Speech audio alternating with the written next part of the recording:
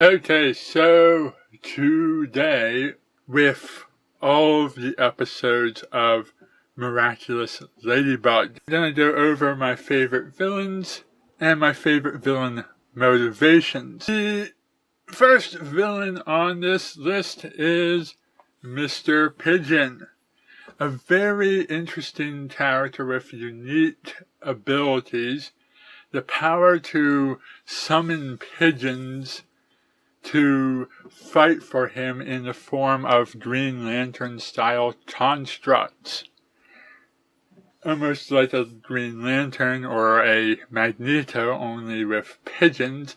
It's a very ridiculous idea for a supervillain, but also a very unique and creative one that you certainly wouldn't expect from any other superhero-related series. Especially not one trying to be taken seriously.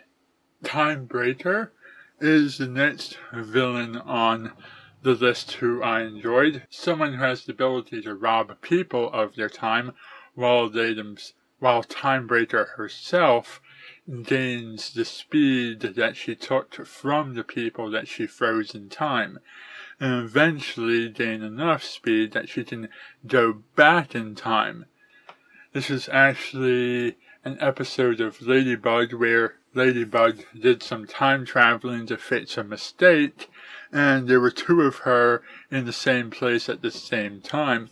It was a very fascinating idea for an episode, especially after seeing the defeat of Noir earlier in the episode. Lady Wi-Fi is third on the list, because she represents the idea of the superhero's best friend being turned into a villain, which makes for some interesting drama. The Evillustrator is fourth on the list because this was the first episode of Ladybug and Cat Noir that I watched, and it's a villain who is interesting enough to have drawn me into the episode based on the episode description. And I like his power, the ability to draw anything and have what you draw come to life. I've seen this in a few other superhero shows, but nothing mainstream has used this particular idea. Next on the list is the Mime. The Mime had the ability to create anything that he wanted as long as he mimes one at a time. Literally able to mime into existence bazookas, cars, and a whole bunch of other things. He was even powerful enough to topple the Eiffel Tower with a single slice of an invisible sword. Next on the list is Animon, a character with the same powers as Beast Boy, the ability to turn into a whole variety of animals. This is also one of the bad guys that put Ladybug's life in the most jeopardy.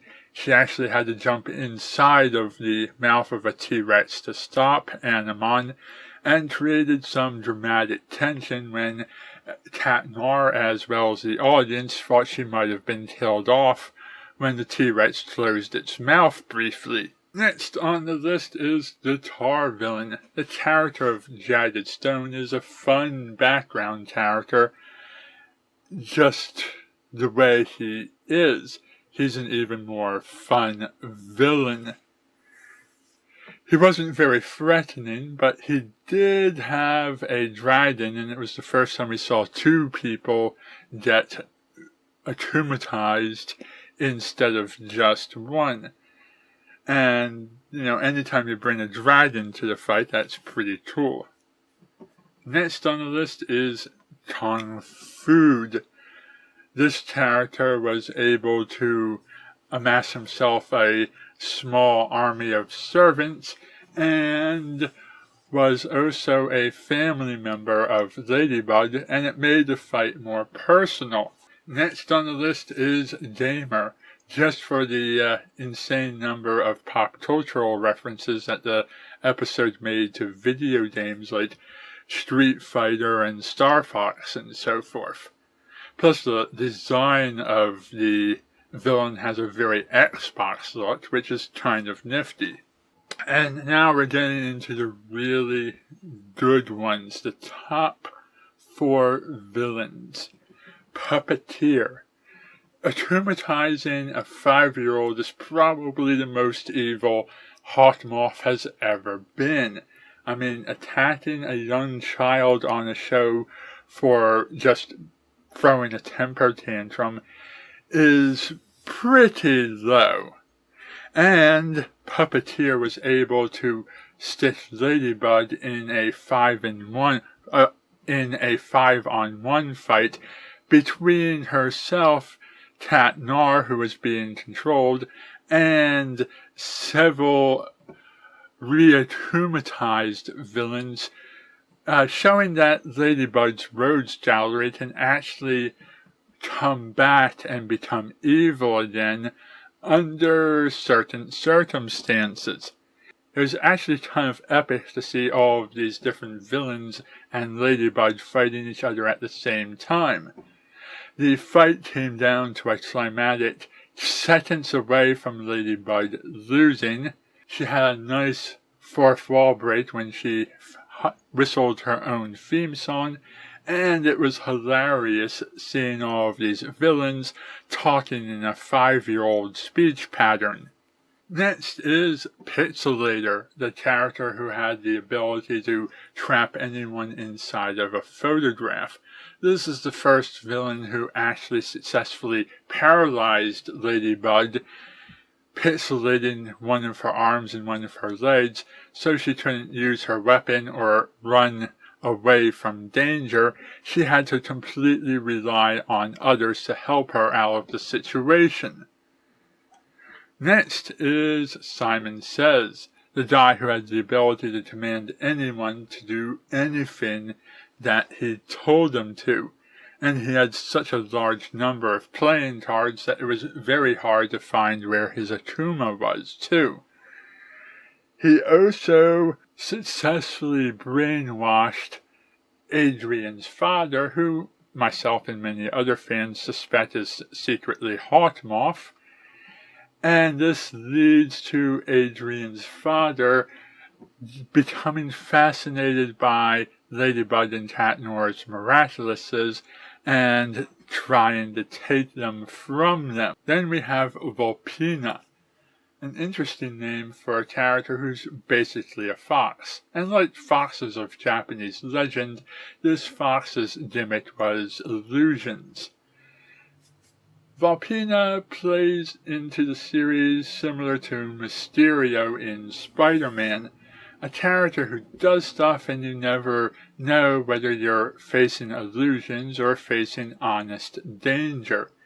It's an interesting character to be sure, and at the end of the episode, the first villain to be de-traumatized and still have anger in her heart, which means she can be re-traumatized in future episodes. But there are some pretty lame motivations on these characters for that list. I mean, some of these people were just mildly disappointed and got traumatized. But who had the really good motivations? Now, in my opinion, some of the best motivations were Reflecta, a girl who felt like she didn't stand out and felt like she took unlucky photographs and that nobody ever paid her any attention and just really wanted attention. And of course, Chloe has to be a camera hog and an attention hog and make this girl's life even worse. The mime had a really good motivation, being tricked by one of his fellow actors into showing up at the wrong place at the wrong time and missing one of his acting jobs and being replaced by someone that he thought was a friend. The Horrificator being cast in a movie and replaced and bullied by Chloe to the point of breaking down and running away and so forth. Roger Cop, the person who had a nice job as a police officer, but when he refused to arrest someone based on no evidence whatsoever and just accusations of Chloe that some minor trinket of hers was stolen, she got her father, the mayor, to fire him over something that he should have never been fired by. That's definitely good motivation to become a villain later. Other characters on the show really didn't have that much in the way of strong motivations. Although most characters ended up with Chloe as being the one who bullied them to the point of becoming traumatized. This series overall is a lot like Toad Lyoto. Characters in the background become more important when they become villains, and that makes us start to pay attention to them. Their villainy is something that happens because of being possessed by another power, and when they are no longer possessed, they go back to being background characters. Both stories have romantic tension between hero characters and an antagonist who's a stuck-up rich bully whose father has some kind of influence over everybody else. Both series are set in France and made in France, and both series have a point where at the end of the day, all of that damage can be undone with a reset button, whether it's going back into the past or just the Ladybug miracle that fixes everything. Both are very similar, and both are very enjoyable, but also both are very different. I think Miraculous Ladybug is definitely the more original of the series, but I'll talk more on my thoughts about this series later. For now, thank you for watching and good night.